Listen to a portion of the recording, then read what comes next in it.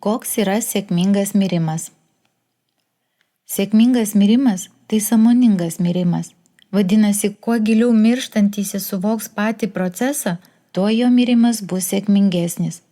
Tas, kuris nesupranta proceso, sutrinka, todėl geriausiu atveju išeina su atėjusiu jo išsivesti tikruoju vedliu, blogesniu, rizikuoja užstrigti tarp pasaulių, tai yra tarpinėje erdvėje, blogiausiu gali patekti į sielų vagių rankas.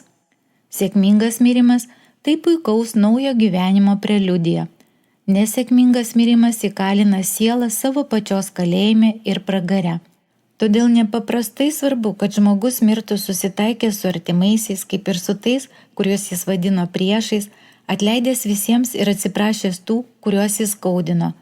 Einant į kitą pasaulį, jo širdis turi būti švari ir rami. Tai bus didelis žingsnis į sėkmingą mirties procesą. Nesėkmingai miršta tas, kuris išeina turėdamas nuoskaudų širdyje, keikdamas ar net prakeikdamas kitus, pykdamas ir galvodamas apie paliekamus turtus ar net kerštą. Nesėkmingai miršta ir tas, kuris nesuvaldo savo geidulių ir blogų prisirišimų taip, kad net mirdamas apie juos galvoja. Nesėkmingai miršta dar ir tas, kuris visaip kenkia kitiems ir kūrė blogį. Tokios sielos priklauso ydų fūrijoms. Taisyklė viena.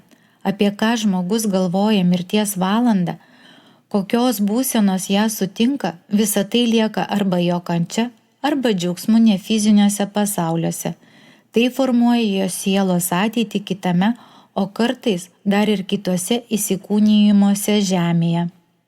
Tarkim, paskutinį kartą būdamas žemėje žmogus mirė nuo priešo rankos, apimtas jam neapykantos ir nerealizuoto keršto.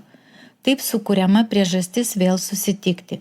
Naujame gyvenime mažiau sąmoningi žmonės vos sutikę pajunta nesuprantamą neapykantą, tačiau būna, kad šios sielos gimsta vienoje giminėje, o gal net yra tėvas ir sūnus, motina ir dukra ar broliai ir panašiai. Įsikūnijimas pačiais artimiausiais giminėmis paprastai rodo arba buvusias didelės, arba besibaigiančias problemas, arba dangaus dovaną kuriam nors iš jų. Paprastai to atėjimo pamoka – išmokti atleisti ir mylėti. Deja, mielieji, nereikia nei sakyti, kiek naujų bėdų jūs sugebate prisikurti. Dauguma iš jūsų skaitė pasakų apie vaiduoklius pilyse ar net žino vietų, kur vaidenasi ir dabar. Tai neišgalvoti dalykai. Vaiduokliais tampama tada, kai mirštama turint gyvulišką prisirišimą prie turto, savo vaidmens kitų gyvenime ar konkrečių žmonių. Tokios sielos lieka kaboti prie prisirišimo objekto ir siekia gyventi tą patį gyvenimą, kurį gyveno.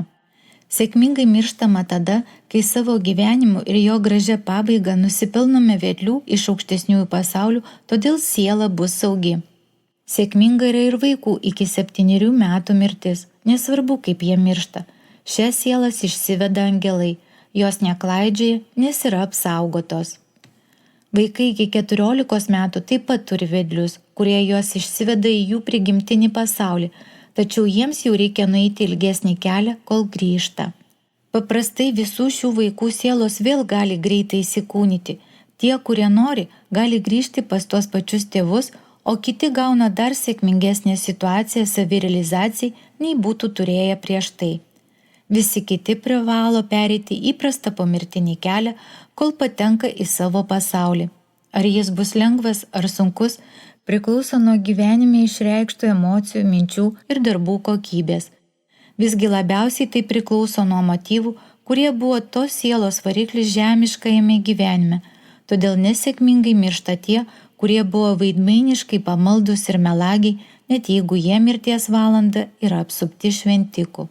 Taip, mielieji, po mirtiniu gyvenimu rūpinamasi kiekvieną žemiškojo gyvenimo minutę, jeigu stengiamasi apsieiti su kitais taip, kaip norima, kad būtų apsieita su jumis pačiais. Sėkmingai miršta išminčiai, kurie žino savo mirties valandą ir su didžiausiu dėkingumu jos laukia. Jiems ji ypatinga sakralinė misterija. Tokie po mirties žino, kur eiti, todėl jų pomirtinis kelias į savo pasaulį lengvas ir greitas.